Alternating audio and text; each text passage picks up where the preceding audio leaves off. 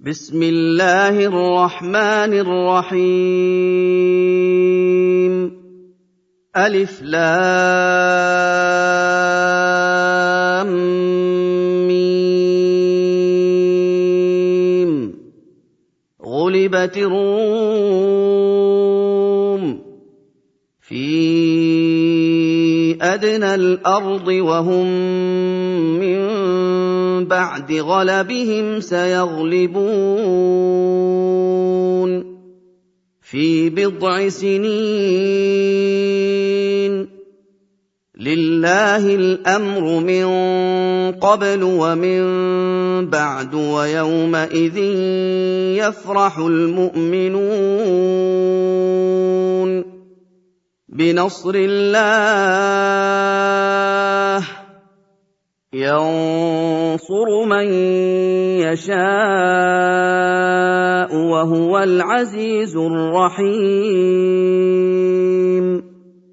وعد الله لا يخلف الله وعده ولكن أكثر الناس لا يعلمون ظاهرا من الحياة الدنيا وهم عن الآخرة هم غافلون أولم يتفكروا في أنفسهم ما خلق الله السماوات والأرض وما بينهما إلا بالحق وأجل مسمى وإن كثيرا من الناس بلقاء ربهم لكافرون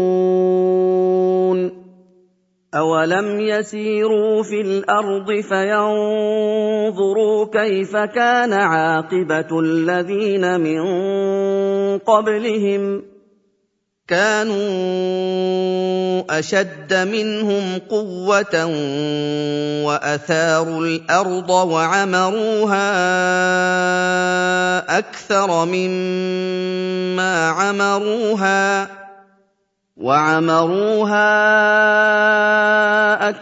مما عمروها وجاءتهم رسلهم بالبينات فما كان الله ليظلمهم ولكن كانوا أنفسهم يظلمون ثم كان عاقبة الذين أساءوا السوء أن كذبوا بآيات الله وكانوا بها يستهزئون الله يبدأ الخلق ثم يعيده ثم إليه ترجعون ويوم تقوم الساعة يبلس المجرمون ولم يكن لهم من شركائهم شفعاء وكانوا بشركائهم كافرين ويوم تقوم الساعة يومئذ يتفرقون فأما الذين آمنوا وعملوا الصالحات فهم في روضة يحبرون وأما الذين كفروا وكذبوا بآياتنا ولقاء الآخرة فأولئك في العذاب محضرون فسبحان الله حين تمسون وحين تصبحون وله الحمد في السماوات والأرض وعشيا وحين تظهرون يخرج الحي من الميت ويخرج الميت من الحي ويحيي الأرض بعد موتها وكذلك تخرجون ومن آياته أن خلقكم من تراب ثم إذا أنتم بشر تنتشرون ومن آياته أن خلق لكم من أنفسكم أزواجا لتسكنوا إليها وجعل بينكم مودة ورحمة إن في ذلك لآيات لقوم يتفكرون ومن آياته خلق السماوات والأرض واختلاف ألسنتكم وألوانكم إن في ذلك لآيات للعالمين ومن آياته منامكم بالليل والنهار وابتغاؤكم من فضله إن في ذلك لآيات لقوم يسمعون ومن آياته يريكم البرق خوفا وطمعا وينزل من السماء ماء فيحيي به الأرض بعد موتها إن في ذلك لآيات لقوم يعقلون ومن آياته أن تقوم السماء والأرض بأمره ثم إذا دعاكم دعوة من الأرض إذا أنتم تخرجون وله من في السماوات والأرض كل له قانتون وهو الذي يبدأ الخلق ثم يعيده وهو أهون عليه وله المثل الأعلى في السماوات والأرض وهو العزيز الحكيم ضرب لكم مثلا من أنفسكم هل لكم مما ملكت أيمانكم من شركاء فيما رزقناكم هل لكم مما ملكت أيمانكم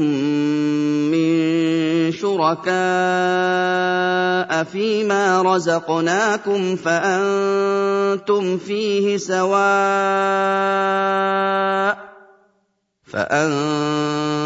فيه سواء تخافونهم كخيفتكم أنفسكم كذلك نفصل الآيات لقوم يعقلون بل اتبع الذين ظلموا أهواءهم بغير علم فمن يهدي من أضل الله وما لهم من ناصرين فأقم وجهك للدين حنيفا فطرة الله التي فطر الناس عليها لا تبديل لخلق الله ذلك الدين القيم ولكن أكثر الناس لا يعلمون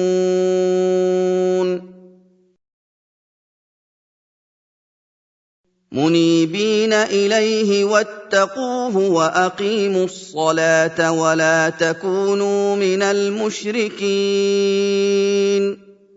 من الذين فرقوا دينهم وكانوا شيعا كل حزب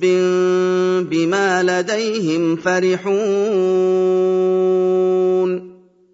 وإذا مس الناس ضر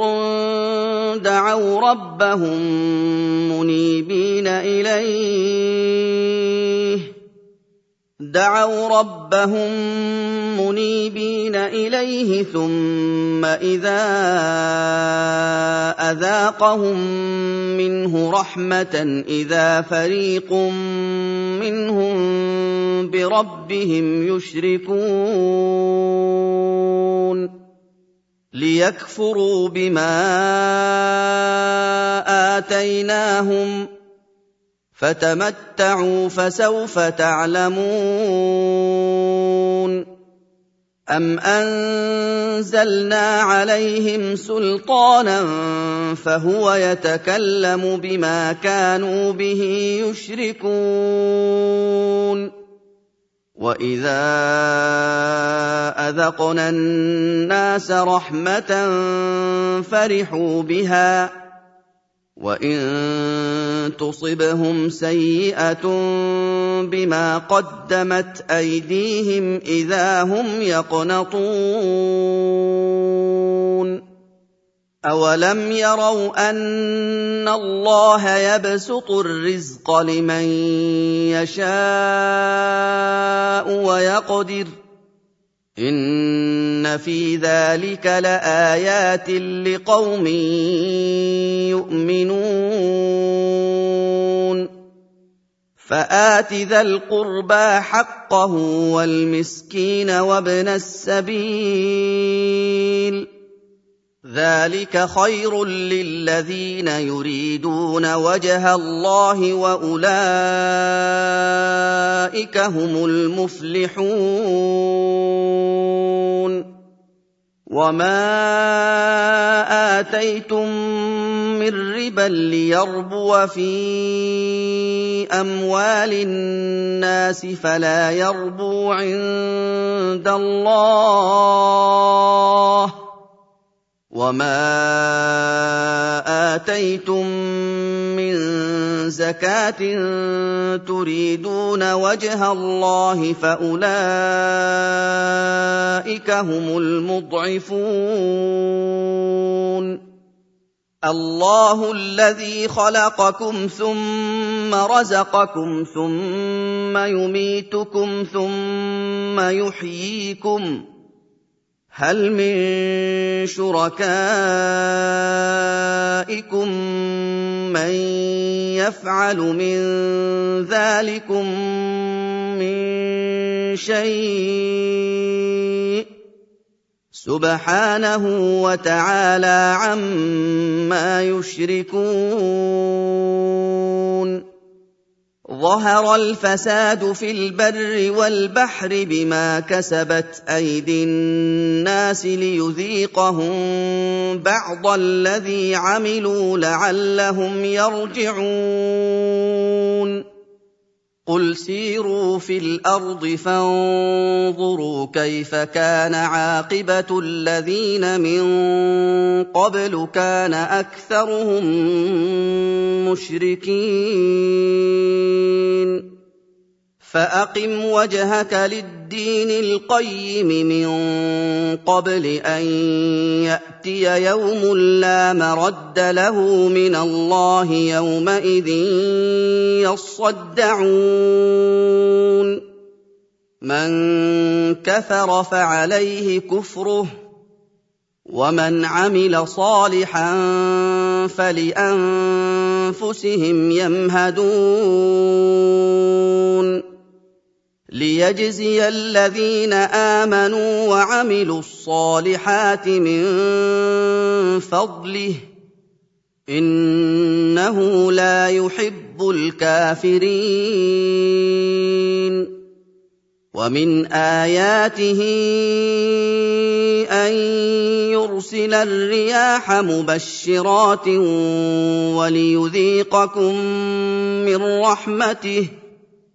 وليذيقكم من رحمته ولتجري الفلك بأمره ولتبتغوا من فضله ولعلكم تشكرون ولقد أرسلنا من قبلك رسلا إلى قومهم فجاءوهم بالبينات فانتقمنا من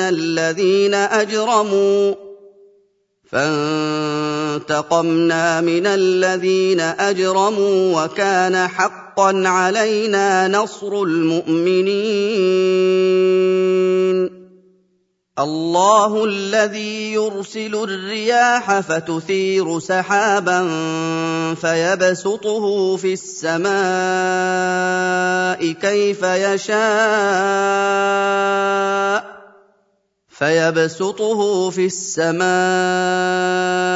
كيف يشاء ويجعله كسفا فترى الودق يخرج من خلاله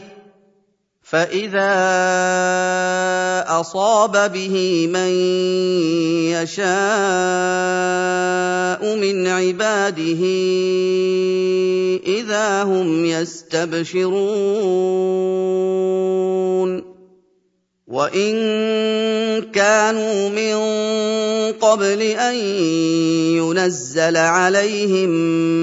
من قبله لمبلسين فانظر إلى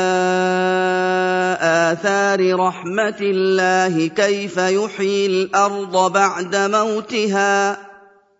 إن ذلك لمحيي الموتى وهو على كل شيء قدير ولئن أرسلنا ريحا فرأوه مصفرا لظلوا من بعده يكفرون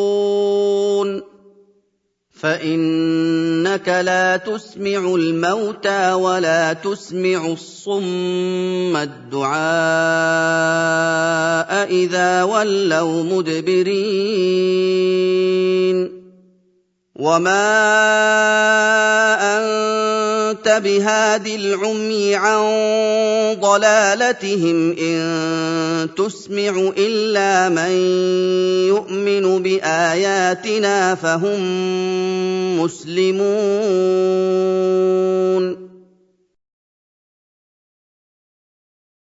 الله الذي خلقكم من ضعف ثم جعل من بعد ضعف قوة ثم جعل من بعد ضعف قوة ثم جعل من بعد قوة ضعفا وشيبة يخلق ما يشاء وهو العليم القدير ويوم تقوم الساعة يقسم المجرمون ما لبثوا غير ساعة كذلك كانوا يؤفكون وقال الذين أوتوا العلم والإيمان لقد لبثتم في كتاب الله إلى يوم البعث فهذا يوم البعث ولكنكم كنتم لا تعلمون فيومئذ لا ينفع الذين ظلموا معذرتهم ولا هم يستعتبون ولقد ضربنا للناس في هذا القرآن من كل مثل ولئن جئتهم بآية ليقولن الذين كفروا إن أنتم إلا مبطلون كذلك يطبع الله على قلوب الذين لا يعلمون فاصبر إن وعد الله حق ولا يستخفنك الذين لا يوقنون